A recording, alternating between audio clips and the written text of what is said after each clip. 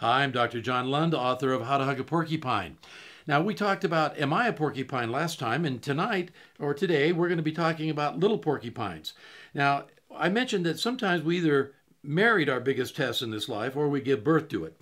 Now, as a husband or a wife, let's talk about what you do with a little porcupine. That is, with a child that seems to be impossible to please no matter what you do. To begin with, in defining our little porcupine here as an impossible to please person, you have to come to a point where you recognize that you're not going to meet all of their expectations and that you have to learn to redefine from being a pleasing person, that is, I'm going to act in such a way this person will be pleased, and we're coming back to that fundamental principle that all frustration comes from an unmet expectation. I need to change my expectation. My expectation is going to change from I'm going to please this child to I'm going to do what I believe is in the best interest of that child. I will help that child become their highest and best self. Now, this applies also to adult children.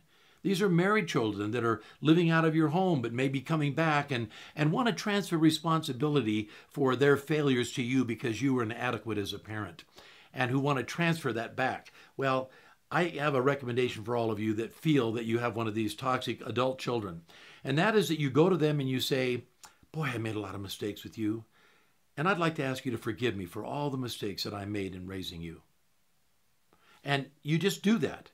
Transfer the responsibility for that and then let go of it. Because if you will allow yourself to be manipulated by the fact that you are an imperfect parent, then they will manipulate you because it's hard for them to escape their own selfishness and their own selfish desires.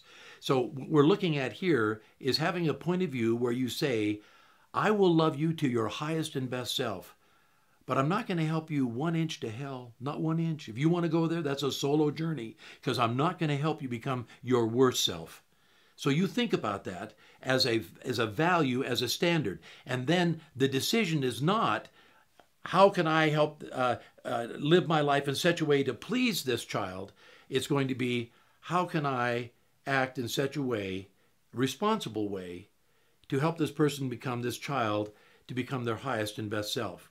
So if they ask for money, it's not always appropriate to give them money just because they ask for it.